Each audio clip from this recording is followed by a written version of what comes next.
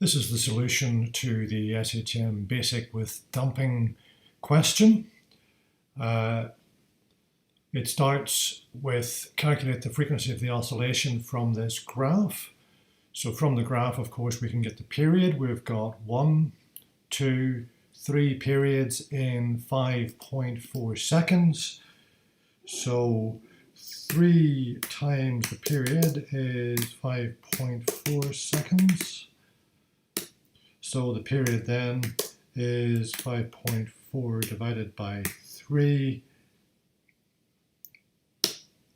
The frequency, of course, being 1 over the period, is 3 divided by 5.4. And that'll give us 0.5 recurring.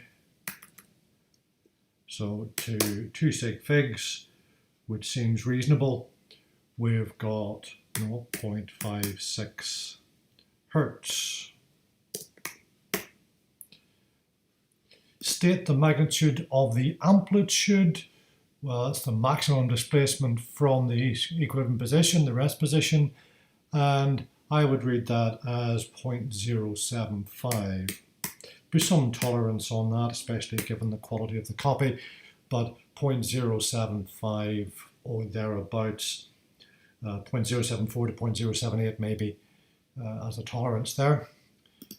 State how the frequency and amplitude of a simple pendulum are affected by the damping. Well, the frequency will be constant. The amplitude decreases. Draw on figure 1 the displacement time graph for a pendulum that has the same period and amplitude, but is pi by 2 out of phase with this one. Well, that means you're going to go from a sine graph to a cos graph. And so you just need to be careful to draw that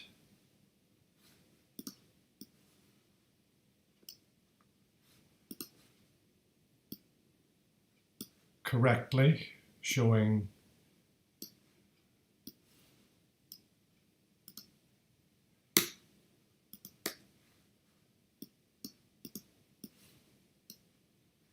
there we go, showing that this is a maximum when this is 0, and this is 0, and this is a maximum, and so on. So you can see how I have marked on my points and then drawn my smooth curve through them.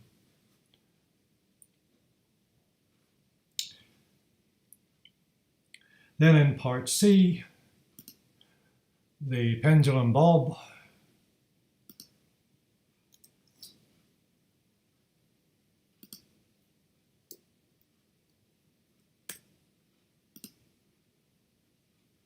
has a mass of 8 times 10 to the minus 3 kilograms.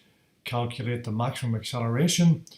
Well, the acceleration, of course, maximum acceleration is omega squared a, or minus omega squared a actually. And we've worked out the frequency. So we can use omega as 2 pi f. And then we can stick our values in there.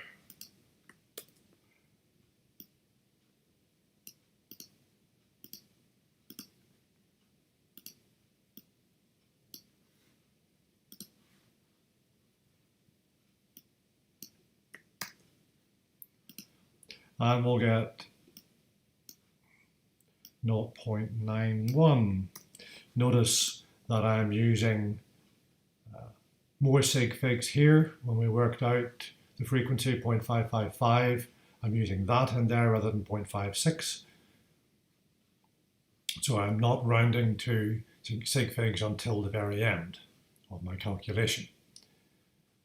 Then the total energy of the oscillation. Well, the energy, you may recall, the maximum energy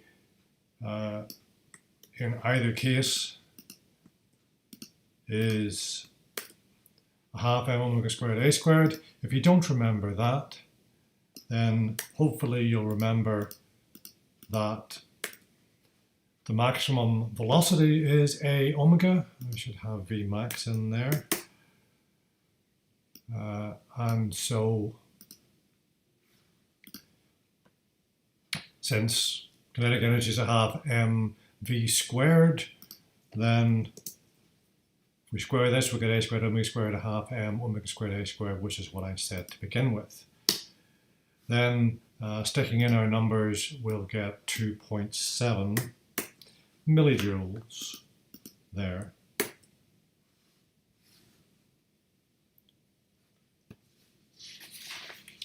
And that's the end of our question.